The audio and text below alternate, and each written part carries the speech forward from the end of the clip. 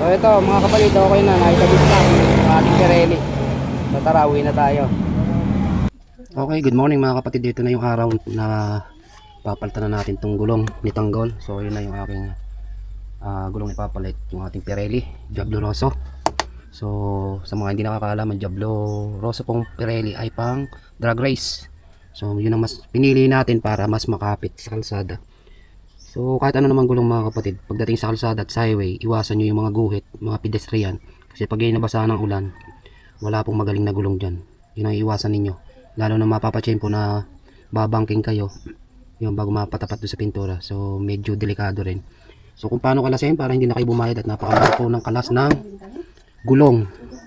Pera pa po yung 150 na iuupa nyo sa pagpapakabit ng gulong. So 300 ang kalas nila dito sa amin sa bayan ng Chaong. Ewan ko lang sa iba. Or ewan ko sa inyong lugar. So ang kakalasin naman dyan, tambutsod sa ilalim ito, 212. Tapos ito, yan, yan, 1, 2, 3, 4, 5, 6, 7. Kalas din pati caliper bago ito. Yan, number, kung daw nagkakamali, number 24 ito. Yan, at saka itong sa shock nya, kalas din po yan mga kapatid. So, gagamitan natin yan ng ating power tools or impact. Yan, para tayo mabilis mga kapatid. Pressing ko lang mga kapatid.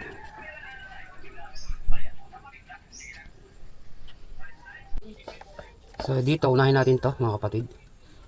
1, 2, 3. Number 14. Ang gamit natin ay socket wrench. Impact na. Counterclockwise lang mga kapatid. Number 14.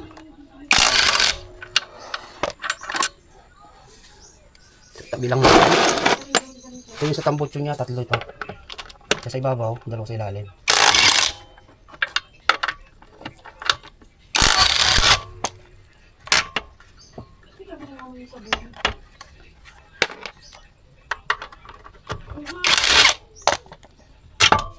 So dito sa ibabaw mga kapatid, isang mahaba, 2 migsi, para hindi kayo magkamali. So, yung kalas na, tambutso.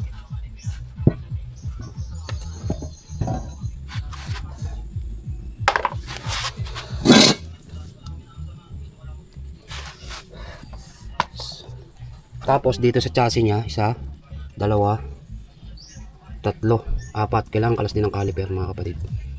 So number 14 din yan.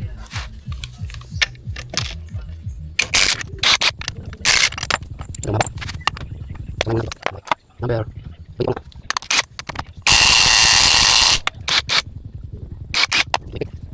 So ito, nakalas din natin number 24 bago yung washer nya. So ito kalasin natin number 14. Ito na muna pala mga kapatid. Sa kanyang shock number 12. Maraming na kasi mga kapatid. Maraming na kasi mga kapatid.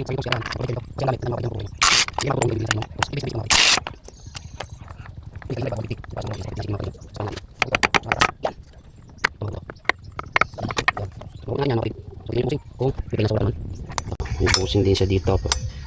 So tandaan nyo ganito yung kabit nyan. Yan. Tapos tingnan nyo lang yan. Ito na, palas na natin. Dito tayo ng 300 pesos. Simple lang. Kasi napapasi ko sa ano nung magpa vulcanist tayo nito, panay mga iling, panay mga satsat, ang hirap daw kalasin. So simple lang naman, walang kahirap-hirap. Di pa nga tayo pinawisan. Sayang ang 300 pesos. Kaya dito sa ating vlog mga kapatid, kayo tutok-tutok lang, share lang kayo. At para kayo magkaroon ng mga idea, magkaroon kayo ng idea sa mga pagdi-DIY ninyo. So bago nyo ibalik mga kapatid, bumili na din kayo ng mga high temp na grasa. So ito pag nakalas ninyo, okay lang to, yung ganyan nagpe-play, wag lang yung ganyan.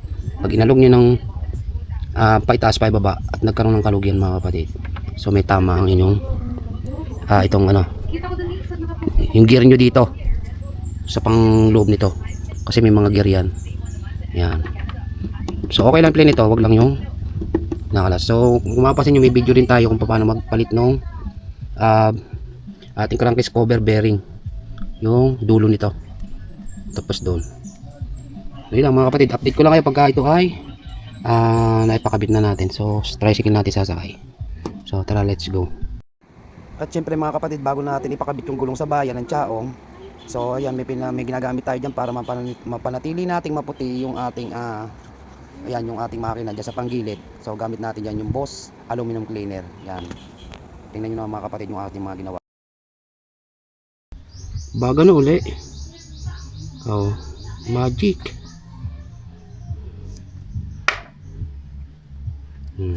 Yan o. Focus natin. Ayos. Mga kapatid, pauwi tayo ng bayan, no? Yan, pakakabit na natin. Yan, dala natin si Sopita. Pagkawa ko kay Sopita, pagka yung iniiwan ako sa isang lugar or pag natutulog na ako, so nilala ko yan mga kapatid. Parang ganyan. Pagka ito binuhay nyo, hindi nyo madadala yan kahit direkta. So kailangan unlock natin. So yun lang naman. Super power up line. Kargado ng ilaw, lakas na busina. Okay, wala kayong intindihin sa motor. One click. Pinayos na din natin yung starter motor, yung ating binlab isang araw na pang grinder na carbon brass ang ating kinabit mga kapatid. So tara, let's go. So ito na mga kapatid, nasa lalig tayo. Nakalampas ng bagong palengke. Yan. Nakakabit na natin yung ating gulong para kay tanggol dito kay Iday and Beat Vulcanizing Shop. Located siya lalig, Chaong Quezon. Yan, nakasalang na. Shoutout natin yung ating gwapong nagtatanggal ng gulong. So okay mga kapatid, ito na. Naikabit na natin, so hindi ko na naipakita sa inyo. So yung video naman sa una kung paano nyo kinalas mga kapatid, ay ganun nyo din ibabalik. So dito lamang sa yan yung kinakabitan ng ating gulong. So lagyan nyo ng yung high temp na grasa. Kasi pag nilinis siya, mawala na yung pinakagrasa ng gear na nagsalpak dito. Yan, sa gulong natin. So gear po nagdadal dyan, kaya kailangan may grasa yan.